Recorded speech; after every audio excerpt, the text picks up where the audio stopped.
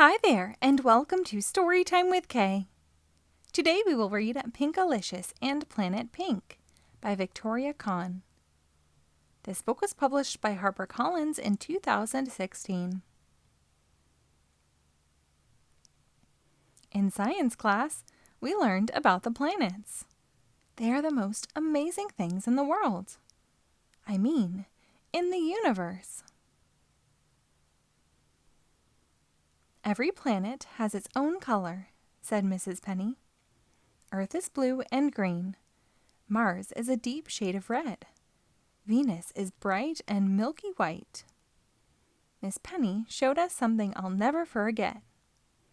There's even a pink planet, she said. Scientists just discovered it. They don't know much about it yet. For homework, we had to imagine what the pink planet is like. I had lots of ideas. I know a thing or two about pink places, after all. Pink planet.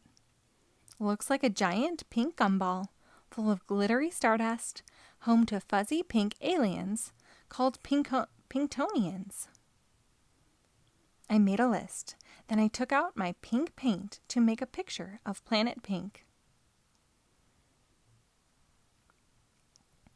There's no such thing as a Pinktonian, Peter said later when I showed him my work. How do you know? I said. Have you ever seen one? Peter thought it over. No, he replied. I don't think so. Then he got very excited at the thought of meeting an alien.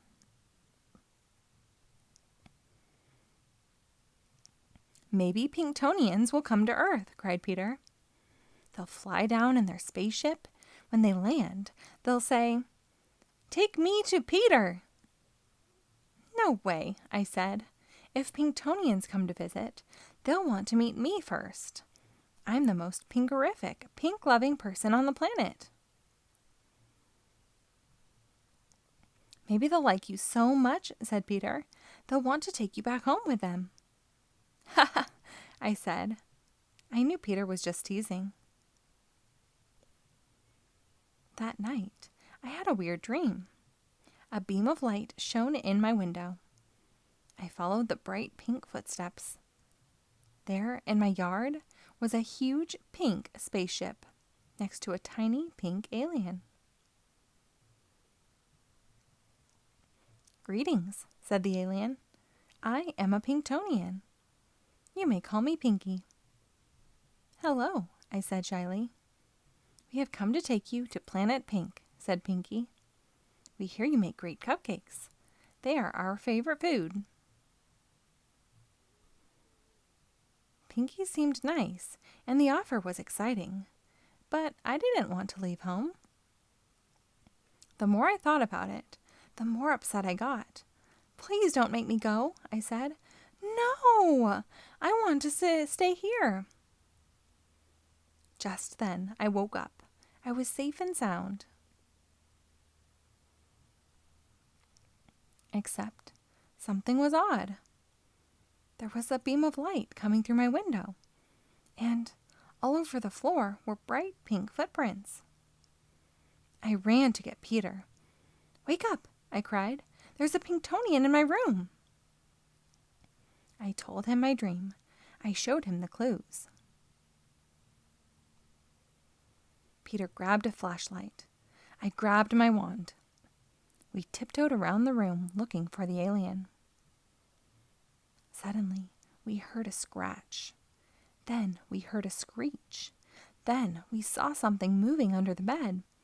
It's the alien, we shouted.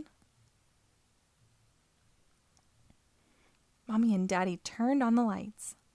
What's going on in here? They asked. There's an alien from Planet Pink under my bed, I cried. Mommy started laughing.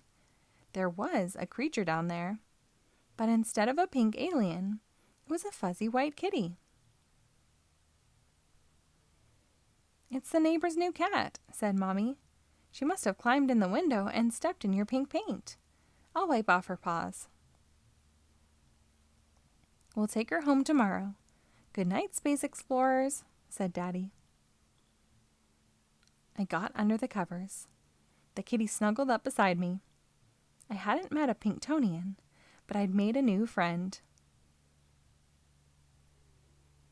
As I drifted off to sleep, I saw the kitten's collar. Her name was Luna, which is another word for the moon. How pink-a-perfect! The end. Thank you for reading along. Be sure to rate and follow us for new episodes posted daily.